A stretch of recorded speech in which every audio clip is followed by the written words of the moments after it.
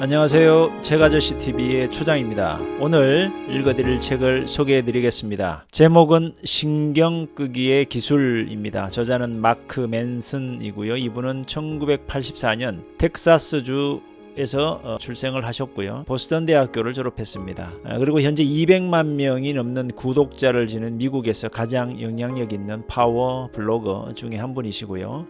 그리고 글로벌 컨설팅 회사를 설립하여 운영하고 계십니다. 번역은 한재호 님이시고요. 출판사는 갤리온 2017년에 출간이 되었습니다. 이 책 서문에 보면은 인생의 목적 때문에 고민하는 사람들은 항상 자기가 뭘 해야 할지 모르겠다고 불평을 한다. 하지만 진짜 문제는 뭘 해야 할지 모르는 게 아니다. 문제는 뭘 포기해야 할지 모른다는 거다.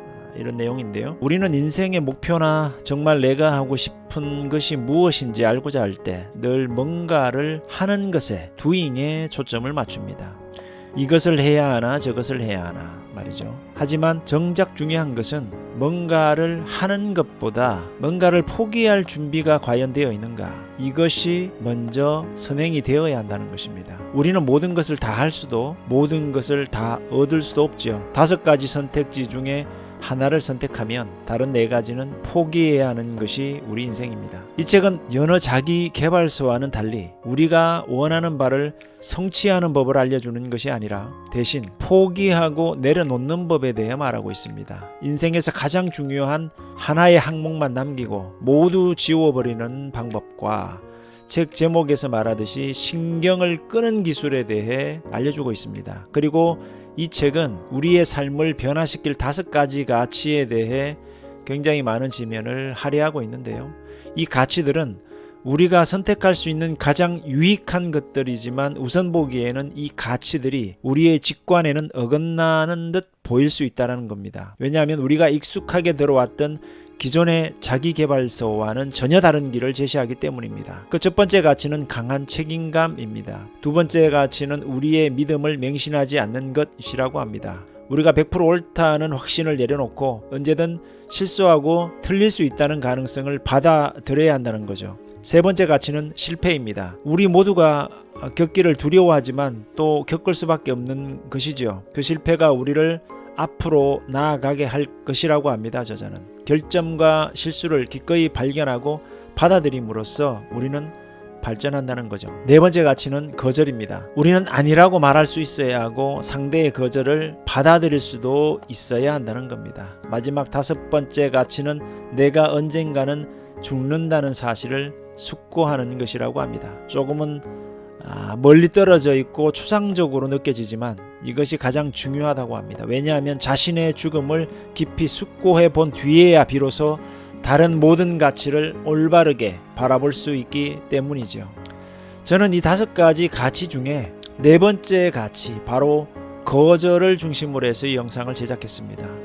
거절이라는 것 쉬운 듯 하면서도 저에게는 가장 어려운 숙제 같은 것이라서 저 자신에게 좀 자극을 주고 싶기도 했고, 또 이 거절에 대한 중요한 내용들을 다시 한번 상기시키고자 하는 마음에 이 5가지 가치 중에 거절을 선택했습니다. 여러분들도 이번 기회에 상처 주지 않고 또 상처받지 않고 거절할 수 있는 그런 기술을 배워보시기를 바랍니다. 그런 책 속으로 함께 들어가 보시겠습니다. 자기개발의 진실, 너는 부족해. 자기개발과 성공은 종종 같이 붙어 다니는 말이다. 하지만 그렇다고 두 단어가 같은 의미는 아니다. 오늘날의 세상은 사람들이 앞날을 터무니없이 긍정적으로 바라보도록 몰아간다. 더 행복하게, 더 건강하게, 모두를 뛰어넘어 최고가 되라. 더 똑똑하게, 더 빠르게, 더 풍족하게, 더 섹시하게, 더 인기 있고 더 생산적이며 더 부러움을 사고 더 존경받으라. 완벽하고 놀라운 사람이 되라. 하지만 가만히 생각해보면 인생에 관해 사람들이 흔히 떠들어대는 조언, 긍정과 행복으로 가득 찬 자기개발 요령은 사실 우리에게 부족한 것에 초점을 맞추고 있다. 이런 조언은 개개인이 이미 자신의 결점과 실패로 인식하고 있는 부분을 파고들어 그것에 몰두하게 한다. 우리가 부자가 되는 비법을 배우는 건 나는 돈이 없다고 생각하기 때문이다. 거울 앞에 서서 나는 예쁘다고 주문을 거는 건 내가 못났다고 여기기 때문이다. 연애와 인간관계에 관한 조언을 따르는 건 사람들이 날 싫어한다고 생각하기 때문이다. 성공하기 위해 웃기지도 않는 이미지 트레이닝을 하는 건 내가 성공하지 못했다고 여기기 때문이다. 그런데 이상하게도 긍정적인 마음으로 최고와 최상을 부르짖다 보면 우리는 반대되는 것들만을 떠올리게 된다. 나와 어긋나는 것, 내게 없는 것, 내가 이루지 못한 것, 이런 일들만 머릿속으로 무한 반복하게 되는 것이다. 진짜 행복한 사람은 거울 앞에 서서 난 행복하다고 되뇌지 않는다. 가만히 있어도 행복한데 뭐하러 그런 행동을 하겠는가? 가장 작은 개가 가장 크게 짖는다라는 속담이 있다. 자신만만한 사람은 자신감을 증명할 필요를 느끼지 않는다. 진짜 부자들은 굳이 돈을 자랑할 필요를 못 느낀다. 남들이 어떻게 생각하는지도 크게 신경 안 쓴다. 반면 늘 무언가를 꿈꾸는 사람은 무의식적으로 한 가지 현실을 끊임없이 신경 쓴다. 꿈을 이루지 못했다는 현실 말이다. 세상은 우리에게 입을 모아 외친다. 좋은 삶을 살기 위해선 더 나은 직업과 더 튼튼한 차와 더 멋진 애인, 그리고 더 넓은 집을 가져야 한다고. 더 사고, 더 소유하고, 더 만들고, 더 섹스하고, 더 오래 살라고. 이런 메시지에 끊임없이 폭격당한 결과 우리는 시종일관 모든 것에 신경을 쓰게 된다. 새로 나온 TV에 신경 쓰고, 직장 동료보다 더 멋진 휴가를 보내기 위해 신경 쓰고, 집을 꾸미느라 신경 쓰고. 오늘날 우리 사회는 경이로운 소비 문화와 야 내가 너보다 멋지게 살아 라고 외치는 소셜 미디어를 통해 전 세대가 불안, 공포, 죄책감 등과 같은 부정적 경험을 완전히 잘못된 것으로 여기게 만들었다. 페이스북 피드를 보라. 모든 이가 끝내주게 멋들어진 한때를 보내고 있다. TV에서는 고등학생이 생일 선물로 페라리를 받는다. 어떤 아이는 화장실 휴지가 떨어졌을 때 자동으로 휴지를 배달해주는 앱을 발명해서 200만 달러를 벌어들인다. 그런데 당신은 어떤가? 집안에 들어박혀 고양이 오줌이 묻은 모래나 갈아주고 있다. 이러니 꿈은 높은데 현실은 시궁창이라는 생각을 할 수밖에 없다. 지난 몇 년간 페이스북에서 800만 번이나 공유된 엉터리 행복론에는 공통적인 허점이 있다. 이런 개똥 철학에 대해 사람들이 모르는 점은 다음과 같다. 더 긍정적인 경험을 하려는 욕망 자체가 부정적인 경험이다. 그리고 역설적이게도 부정적인 경험을 받아들이는 것이 곧 긍정적인 경험이다. 혼란스러운가? 그럼 1분을 줄 테니 두뇌 회로를 바로잡고 다시 읽어보라. 긍정적인 경험을 원하는 건 부정적인 것이고, 부정적인 경험을 받아들이는 건 긍정적인 것이다. 철학자 앨런 와츠는 이것을 역효과 법칙이라고 불렀다. 이 법칙에 따르면 기분을 끌어올리려 하면 할수록 점점 더 불행해진다. 뭔가를 바라는 행위는 무엇보다 내가 그걸 갖지 못했음을 강조하기 때문이다. 지금보다 부자가 되기를 간절히 바랄수록 실제로 돈을 얼마나 버는지와는 무관하게 자신을 더 가난하고 하찮은 사람이라고 느끼게 된다. 더 섹시하고 더 멋있어지고 싶어 할수록 실제 외모와는 무관하게 자신이 더 못나 보인다. 더 행복하고 사랑받기를 열망할수록 주변에 누가 있는지와는 무관하게 더 외롭고 근심도 많아진다. 정신적으로 더 깨어있기를 원할수록 더 자기중심적이고 천박한 사람이 된다. 이건 마치 술에 취했을 때 집으로 다가가려 하면 할수록 집이 멀어졌던 느낌과도 같다. 애쓰지마, 노력하지마, 신경 쓰지마. 실존주의 철학자 알베르 까미는 말했다. 행복이 무엇인지 계속 묻는다면 결코 행복할 수 없다. 인생의 의미를 찾아 헤맨다면 결코 인생을 살아갈 수 없다. 한마디로 하면 애쓰지 마. 지금 당신이 투덜대는 소리가 여기까지 들린다. 마크,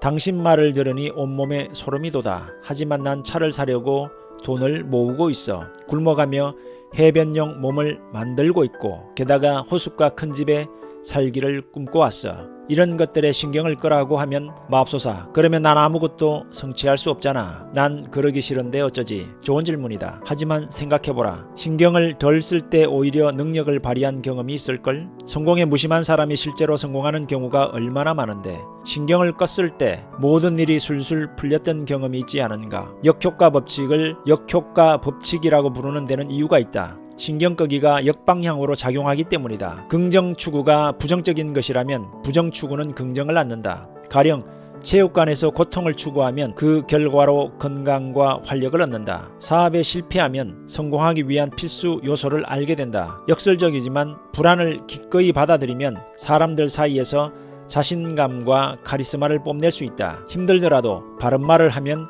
상대의 신뢰와 존중을 얻는다. 공포와 불안을 겪고 나면 용기와 인내를 얻을 수 있다. 고통 회피는 일종의 고통이다. 투쟁 회피도 일종의 투쟁이다. 실패 부정도 일종의 실패다. 수치, 은폐도 일종의 수치이다. 고통은 삶이라는 천에 얽히고 설켜 있는 실오라기와 같다. 삶에서 고통을 떼어낸다는 건 불가능할 뿐만 아니라 파괴적인 일이기도 하다. 그 한 가닥을 떼어내려 하면 천 전체가 풀려버리고 만다. 고통을 피하려 하면 고통에 지나치게 신경이 쏠리는 법이다. 반면에 고통에 신경을 끌 수 있다면 어떤 것도 당신 앞을 가로막지 못할 것이다. 나는 인생을 살면서 많은 것에 신경을 썼다. 또한 많은 것에 신경 쓰지 않았다. 그리고 가지 않은 길과 마찬가지로 모든 걸 바꿔놓은 건 내가 신경 쓰지 않은 것들이었다. 신경 끄기의 기술. 신경 끄기란 무엇인가? 중요하지 않은 일에 신경을 끈다는 것이 무엇인지 세 가지 주의사항을 보면 명료하게 알 수 있다. 첫째, 신경 끄기는 무심함이 아니다. 다름을 받아들이는 것이다. 분명히 하자. 무심함에 감탄할 이유는 하나도 없다. 무심함은 자랑거리가 아니다. 무심한 사람은 나약한 겁쟁이다. 이들은 방귀신의 인터넷 악플러다. 사실 무심한 사람은 너무 많은 일에 신경이 쓰여서 무심한 척하는 것 뿐이다. 이들은 자기 머리를 다른 사람이 어떻게 생각할지 신경 쓰여서 머리를 안 감거나 안 빗는다. 자기 생각을 다른 사람이 어떻게 평가할지 신경 쓰여서 냉소와 독설 뒤로 숨는다. 다른 사람과 가까워지는 걸 두려워한 나머지 자신을 세상 그 어느 누구도 이해하지 못할 문제를 가진 특별하고 유별난 유리 같은 존재로 상상한다. 우리 삶에는 어떤 진리가 숨어 있다. 사실은 신경 끄기 같은 건 없다는 진리 말이다. 우리는 뭔가에 신경을 써야만 한다. 우리는 생물학적으로 늘 뭔가에 주의를 기울이게 만들어졌기 때문에 자연히 늘 신경을 쓰게 된다. 그렇다면 여기서 중요한 질문은 이것이다. 무엇에 신경 쓸 것인가? 신경 쓸 대상으로 무엇을 선택할 것인가? 근본적으로 중요하지 않은 것에 신경을 끄려면 어떻게 해야 하는가? 얼마 전 우리 어머니는 친한 친구한테 큰 돈을 뜯겼다. 내가 무심한 사람이었다면 어깨를 한번 으쓱한 뒤에 모카커피를 홀짝이며 더 와이어의 다음 시즌을 다운로드했을 것이다. 하지만 그 대신 난 분노했다. 머리끝까지 화가 나서 말했다. 안 돼요. 그건 아니죠. 엄마, 우리 변호사를 구해서 그놈한테 쫓아가요. 왜냐고요? 난 신경 안 쓰니까요. 놈을 가만두지 않을 거예요. 이것은 신경 끄기 주의사항 1번이 무슨 뜻인지 분명히 보여준다. 우리가 젠장 조심해, 마크 맨슨이 신경 안 쓴다는데 라고 말할 때 우리는 이 말로 마크 맨슨이 아무 것에도 신경 쓰지 않음을 의미하는 게 아니라 마크 맨슨이 목표에 따르는 역경에 신경 쓰지 않음을 의미한다. 다시 말해 자신이 보기에 옳거나 중요하거나 고귀한 것을 하기 위해서라면 누군가를 열받게 하는 것쯤은 신경 쓰지 않음을 의미한다. 따돌림 당하고 배척당할지라도 남들과 발맞추기를 거부하는 것, 자신만의 가치를 지키기 위해 이 모든 것을 감수하는 것 말이다. 피할 수 없는 실패에 맞서 가운데 손가락을 치켜드는 의지, 역경, 실패, 수치 또는 몇 번의 폭망에도 신경 쓰지 않는 사람들, 어떤 일이든 그저 웃고 넘기고 자신이 믿는 바를 행하는 사람들, 그것이 옳다고 생각하기에 그렇게 하는 사람들, 이들은 이것이 자신보다 중요하고 자신의 느낌과 자존심과 자아보다 중요하다는 걸 안다. 인생에서 마주하는 모든 것이 아닌 중요하지 않은 모든 것을 향해 꺼져라고 말한다. 진짜로 중요한 것에 쓰기 위한 신경을 따로 남겨놓는다. 친구, 가족, 목표, 퇴근 후 마시는 맥주 한 잔, 그리고 혹시 모를 소송을 위해 이렇게 중요한 것만을 위해 신경을 남겨놓았기 때문에 그것들에 신경을 쏟을 수 있다. 삶에는 또 다른 진리가 숨어 있다. 바로 사람들의 웃음거리나 골칫거리가 되지 않고서는 다른 사람의 인생을 바꿀 만큼 중요한 존재가 될 수 없다는 것 말이다. 그럴 수가 없다. 왜냐하면 우리에게 고난이 부족할 일은 없기 때문이다. 그럴 일은 없다. 옛말에 내가 어디로 가든 그곳에 내가 있다라고 했다. 고난과 실패도 그렇다. 당신이 어디로 가든 그곳에 200kg짜리 똥덩어리가 당신을 기다리고 있다. 하지만 괜찮다. 중요한 건 똥덩어리에서 도망치는 게 아니다. 당신이 기꺼이 받아들일 수 있는 똥덩어리를 찾는 게 중요하다. 둘, 고난에 신경 쓰지 않으려면 그보다 중요한 무언가에 신경을 쓰라. 사소한 일에 지나치게 신경이 쓰인다면 이를테면 전 남친의 페이스북에 새로 올라온 사진, TV 리모컨 건전지의 수명, 1+1 행사를 연달아 놓쳐 손세정제를 못 산 일에 너무 신경이 쓰인다면 당신 인생에서 신경 쓸 가치가 있는 그럴듯한 일이 없는 거다. 이것이 진짜 문제다. 어떤 예술가에 따르면 인간의 마음은 문제가 없으면 자동으로 문제를 만들어낼 방법을 찾는다. 내 생각엔 오늘날 대부분의 사람이 인생에서 가장 중요한 문제라고 여기는 것은 사실 그들에게는 그보다 중요한 걱정거리가 없다는 사실에서 기인하는 부작용일 뿐이다. 그렇다면 우리 인생에 중요하고 의미 있는 무언가를 찾는 일이야말로 우리에게 주어진 시간과 에너지를 가장 생산적으로 사용하는 길일 것이다. 진정으로 의미 있는 것을 찾지 않는다면 무의미하고 하찮은 것에 신경이 쏠릴 테니까 말이다. 셋, 알게 모르게 우리는 항상 신경 쓸 무언가를 선택한다. 신경 끄기는 인간의 본성이 아니다. 사실 인간은 본성상 과도하게 신경을 쓰게 돼 있다. 풍선이 파란색이 아니라 하늘색이라는 이유로 눈이 퉁퉁 붓도록 우는 아이를 본 적이 있나? 나이가 들어 경험이 쌓여가면서 그리고 긴 세월을 흘려보낸 뒤에야 이런 것들이 우리 삶에 별다른 영향을 미치지 않음을 깨닫는다. 예전에 귀담아 들었던 조언이 이제는 기억도 나지 않는다. 당시에는 고통을 안겨줬던 거절이 결국엔 오히려 좋은 결과로 이어진다. 사람들은 내 일거수일투족 따위엔 관심 없다는 사실을 깨닫고 그것들에 집착하기를 그만둔다. 더 나이가 들어 중년에 접어들면 또 다른 변화가 생기기 시작한다. 기력이 떨어지는 것이다. 그리고 정체성이 견고해진다. 자신이 어떤 사람인지 깨닫고 그것을 받아들인다. 그런데 묘하게도 우리는 그런 과정을 통해 자유로워진다. 더는 모든 것에 신경 쓸 필요가 없다. 사는 게 다 고만고만하다는 걸 있는 그대로 받아들인다. 모두 다 늙어간다는 것, 달에 갈 수 없다는 것, 또는 엠마 스톤을 만날 수 없다는 것을 깨닫는다. 그래도 괜찮다. 삶은 계속된다. 점점 줄어만 가는 신경을 우리 삶에서 가장 가치 있는 부분을 위해 남겨놓는다. 가족, 절친, 취미생활을 위해. 그리고 놀랍게도 그걸로 충분하다. 이런 단순화 과정을 통해 우리는 지속적이고 참된 행복을 얻는다. 그리고 마침내 이렇게 생각하기에 이른다. 애쓰지 마. 거절은 인생의 기술이다. 긍정주의와 소비주의 문화가 널리 퍼짐에 따라 우리는 수용과 긍정을 내면화해야 한다는 믿음을 주입받아 왔다. 이것이 이른바 긍정적 사고의 기본이다. 기회를 향해 마음을 열어라. 모든 일을 수용하라. 모든 사람에게 예라고 말해라 등등. 하지만 거절해야 할 건 거절해야 한다. 뭔가를 거절하지 않는다면 인생의 의미를 찾을 수 없다. 다른 것보다 더 낫거나 바람직한 것이 전혀 없다면 삶은 공허하고 무의미한 것이 되고 결국 우리는 가치 없고 목적 없는 삶을 살게 될 것이다. 거절하거나 거절당하는 걸 피하면 마음이 편해질 때가 있다. 하지만 거절을 피하는 이 행위는 단기적인 쾌락과 함께 장기적인 방황을 선사할 뿐이다. 뭔가를 제대로 음미하려면 자신을 거기에 제한해야 한다. 인생의 의미와 즐거움에는 수준이 있다. 수준 높은 의미와 즐거움에 닿으려면 하나의 관계, 기술, 직업에 수십 년을 바쳐야 한다. 그리고 한 가지 일에 수십 년을 바치려면 나머지 선택지를 거부해야 한다. 하나의 가치를 선택하려면 나머지 가치들을 거부해야 한다. 결혼을 인생에서 가장 중요한 부분으로 선택했다는 건 코카인 파티를 인생에서 가장 중요한 부분으로 선택하지 않았다는 뜻이다. 마음을 터놓을 수 있는 친구가 있느냐를 기준으로 자신을 평가하기로 했다면 그건 뒤에서 친구를 쓰레기 취급하지 않겠다고 마음 먹은 것과 같다. 이것들은 전부 건전한 결정이지만 한결같이 거절을 포함한다. 요컨대 뭔가의 가치를 두려면 우리는 뭔가에 신경을 써야 한다. 그리고 뭔가의 가치를 두려면 그 외의 것을 거부해야 한다. 즉 X의 가치를 두려면 X가 아닌 것을 거부해야 한다.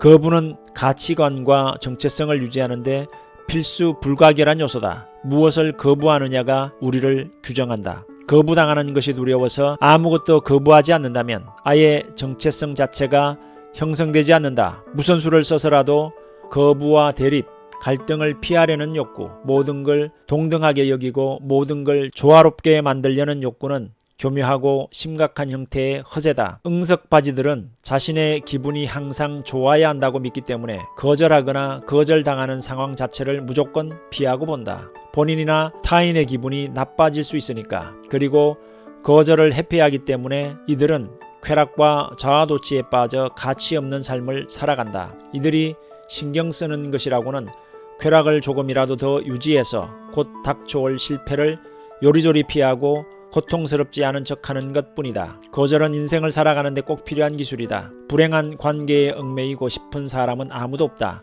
짜증나고 불안정한 직장 생활에 얽매이고 싶은 사람도 없다. 하고 싶은 말을 못하게 만드는 문화를 달가워하는 사람도 없다. 그런데 사람들은 언제나 그런 걸 선택한다. 솔직함은 우리의 본능이다. 우리가 솔직하게 살아갈 수 있는 방법은 서로 아니요라는 말을 일상적으로 하는 것이다. 그런 식으로 거절을 하면 오히려 관계가 좋아지고 감정이 건전해질 것이다. 건전한 사랑과 불건전한 사랑이 있다. 세상에는 건전한 사랑이 있고 불건전한 사랑이 있다. 불건전한 사랑을 하는 이들은 감정을 통해 서로 자신의 문제에서 벗어나려 한다. 다시 말해 상대를 탈출구로 여긴다. 건전한 사랑을 하는 이들은 자신의 문제를 인정하고 처리하며 서로 격려한다. 건전한 관계와 불건전한 관계의 차이는 두 가지로 요약된다. 첫째, 각자가 책임을 얼마나 잘 받아들이는가. 둘째, 각자가 기꺼이 상대를 거절하고 상대로부터 거절당할 수 있는가. 불건전하거나 치명적인 관계를 맺는 이들은 하나같이 책임감이 희박하며 거절을 하지도 받아들이지도 못한다. 건전하고 다정한 관계를 맺는 이들은 각자와 각자의 가치관에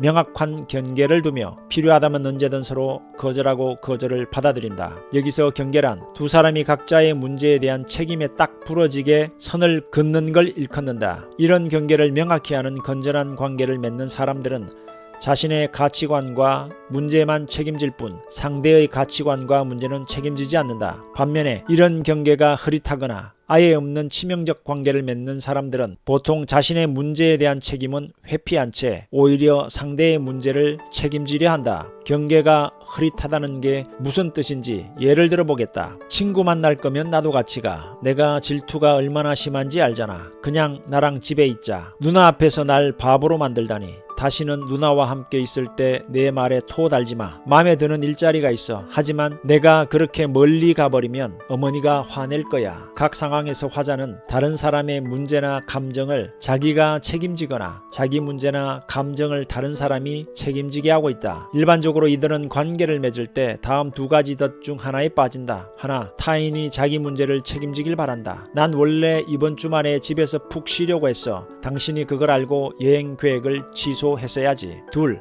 오지랖 넓게 타인의 문제를 책임지려 한다. 그녀가 또 실직했다. 내 잘못이다. 내가 힘이 되어주지 못했다. 내일 이력서 고쳐 쓰는 걸 도와줘야겠다. 이들은 다른 일에서와 마찬가지로 인간관계에서도 이런 전략을 사용해서 자기 문제에 대한 책임을 회피한다. 그 결과 이들의 관계는 상대를 진실하게 존중하고 아끼는 행위가 아니라 자기 내면의 고통을 회피하는 행위로 이루어진 연약하고 거짓된 관계가 되고 만다. 이는 연인관계만이 아니라 가족과 친구관계에서도 마찬가지다. 강압적인 어머니는 자식이 살아가며 마주치는 모든 문제를 책임지려 하고 그렇게 자란 아이는 결국 어른이 돼서도 타인이 자신의 문제를 책임져야 한다고 믿게 된다. 당신의 연애 문제가 당신 부모님의 관계와 묘하게 닮은 건 이 때문이다. 감정과 행동에 대한 책임 소재를 분명히 하지 않으면, 즉 누가 무엇에 책임이 있는지, 누가 무엇을 잘못했는지, 어떤 행동을 왜 하는지를 분명히 하지 않으면 절대 자신만의 가치관을 확립할 수 없다. 그저 상대를 행복하게 해주거나 상대가 나를 행복하게 해주도록 만드는 것만이 유일한 가치가 될 것이다. 당연히 이건 자면이다. 이런 식으로 책임을 흐리는 관계는 타이타닉처럼 온갖 드라마와 불꽃에 휩싸인 채 침몰하기 십상이다. 당신의 문제를 다른 사람이 대신 해결해 줄 수는 없다. 그런 건 꿈도 꾸지 말라.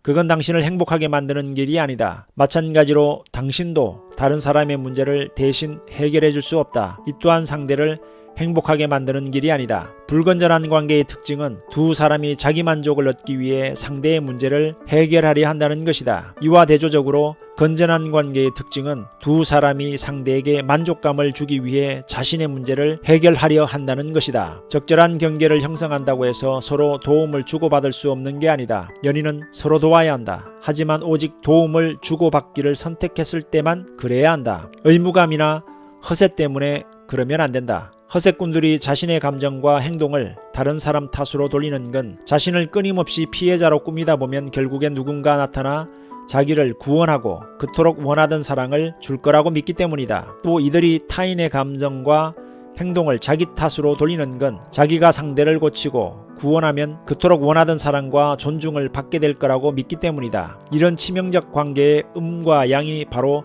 피해자와 구원자다. 주목받기 위해 불을 지르는 사람과 주목받기 위해 불을 끄는 사람 말이다. 이런 두 가지 유형의 사람들은 서로 강하게 끌리기 때문에 결국 함께하게 된다. 이들은 병적인 측면에서 서로 딱 들어맞는다. 부모 역시 그런 유형의 사람인 경우도 흔하다. 그래서 이들이 생각하는 행복한 관계는 허세와 흐릿한 경계에 기초하게 된다. 슬프게도 이들은 상대의 실제 욕구를 만족하지 못한다. 이들의 과도한 남 탓과 자기 탓은 애초에 이들이 감정적 욕구를 만족하지 못하게 해온 허세와 엉터리 자존감을 영속시킬 뿐이다. 피해자는 계속해서 문제를 만들어내는데 실제로 문제가 그만큼 존재하기 때문이 아니라 문제를 만들면 자신이 갈망하는 관심과 애정을 받을 수 있기 때문이다. 구원자는 계속해서 문제를 해결하는데 실제로 문제를 신경 쓰기 때문이 아니라 관심과 애정을 받을 자격을 갖추려면 다른 사람의 문제를 고쳐야 한다고 믿기 때문이다. 이런 이들의 의도는 이기적이고 조건적이며 자기 파괴적이다. 여기에 진정한 사랑 같은 건 눈을 씻고 찾아봐도 없다. 피해자가 구원자를 진심으로 사랑한다면 이렇게 말할 것이다. 이건 내 문제야. 직접 해결할 테니 옆에서 응원해줘. 자기 문제를 스스로 책임지고 상대에게 책임을 묻지 않는 게 진정한 사랑이다. 구원자가 피해자를 진심으로 도와주고 싶다면 이렇게 말할 것이다. 내 문제를 남 탓으로 돌리지 마. 내 문제는 내가 책임져야 해. 삐딱하게 들리겠지만 이처럼 자기 문제를 자기가 해결하도록 돕는 게 진짜 사랑이다. 하지만 피해자와 구원자는 감정적 쾌락을 얻기 위해 서로를 이용한다. 서로에게 중독된 상태라고 해도 될 것이다. 역설적이게도 이들은 감정적으로 건전한 사람을 만나면 지루함을 느끼고 화학 반응이 부족하다고 생각한다. 이들이 감정적으로 건전하고 안정적인 사람을 그냥 지나치는 건 안정적인 상대의 견고한 경계가 흥분을 일으키지 않아서 지속적인 쾌락을 얻을 수 없기 때문이다. 피해자가 세상에서 가장 힘들어하는 건 자신의 문제를 스스로 책임지는 거다. 이들은 내 운명은 다른 사람 책임이라고 믿으며 평생을 살아간다. 스스로 책임지는 자세를 배운다는 건 이들에게 두려운 일이다. 구원자가 세상에서 가장 힘들어하는 건 다른 사람의 문제를 책임지기를 관두는 것이다. 이들은 다른 사람을 구원할 때만 자기가 가치 있고 사랑받는 사람이 된다고 믿으며 평생을 살아간다. 따라서 이런 욕구를 버리는 건 이들에게 두려운 일이다. 좋아하는 사람을 위해 희생할 때는 스스로 원해서 해야 한다. 의무감으로 또는 희생하지 않았을 때 생길 결과에 대한 두려움으로 희생하면 안 된다. 가령 당신 애인이 당신을 위해 희생한다면 애인이 스스로 원해서 해야 한다. 당신이 분노나 죄책감을 이용해 애인을 희생하도록 몰아가면 안 된다. 사랑이라는 행위는 조건이나 기대가 없을 때만 타당하다. 의무감으로 하는 행동과 자발적으로 하는 행동의 차이를 식별하기가 쉽지 않을 수 있다. 그래서 여기 리트머스 시험지를 준비했다. 자신에게 물어보라.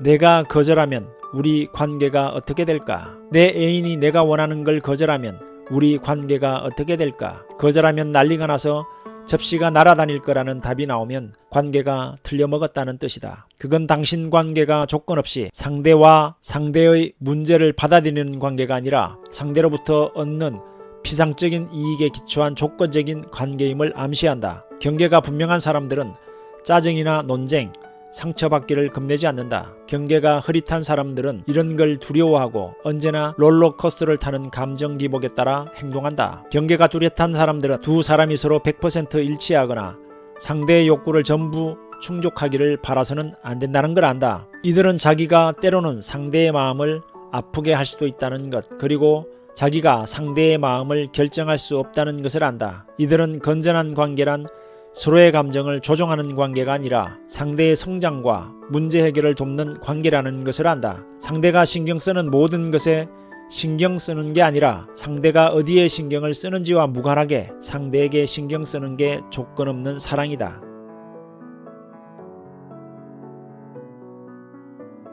시청해 주셔서 감사합니다.